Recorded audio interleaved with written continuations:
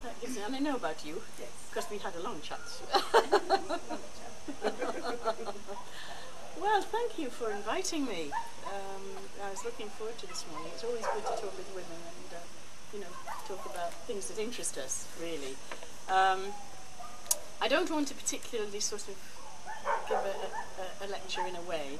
What I'd like to do is to give you an idea of what I've been doing, and then you can ask me some questions, so rather than go into detail about everything. Because, just to give you some context, I was a working mother. I'm still a mother, but just to say it this way.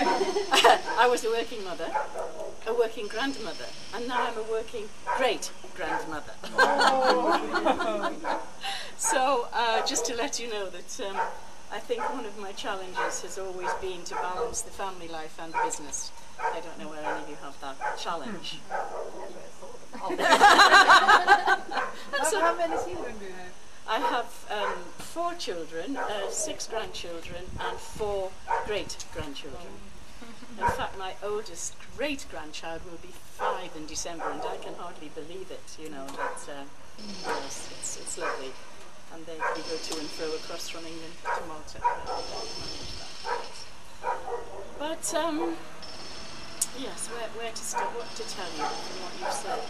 I think what you were saying about the hotel manager, I started my sort of what I call proper working life as a nurse.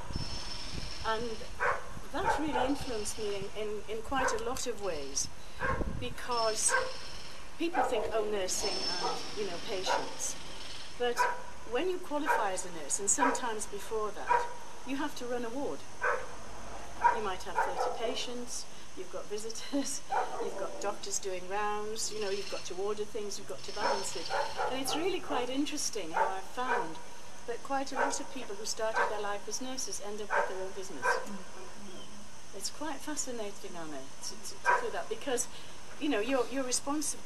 It's the thing about responsibility, about organisation, about prioritising, but also you have to have a high level of interpersonal skill as well.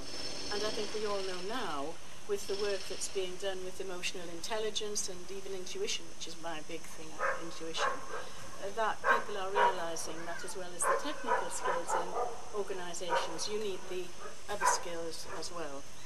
And it's very interesting also that in things like mergers and acquisitions, the people now look at the quality of the management, because there are 3 things: organisation, product, finance, and organisation. And very often the emphasis in organisations is on the product and the finance.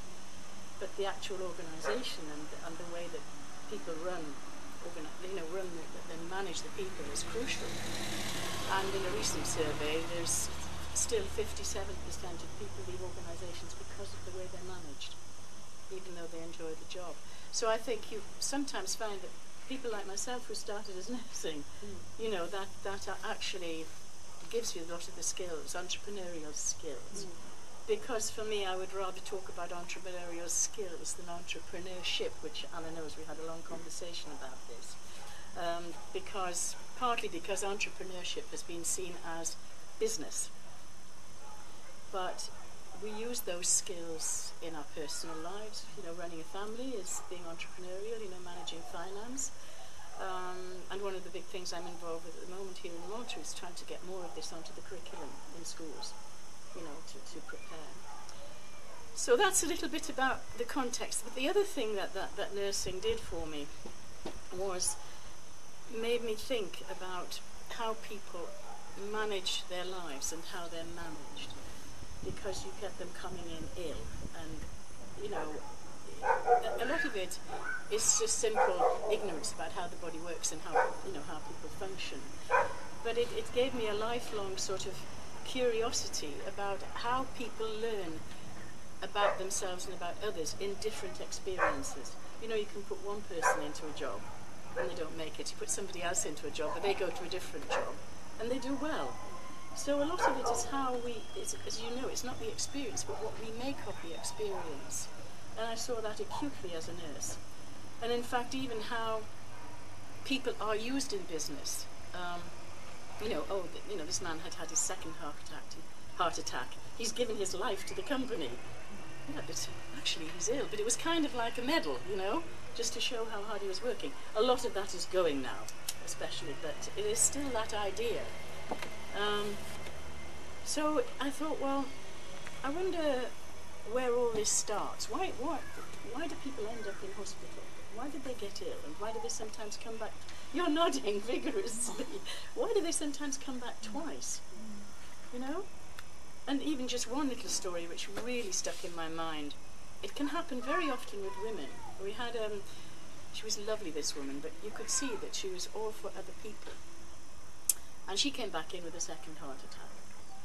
And at that point I was actually the ward sister, and then you went around with the sick notes, you know, for the doctor, for money, you know, for that thing.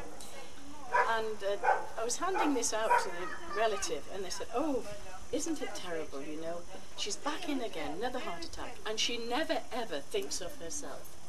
And I couldn't resist it. I said, but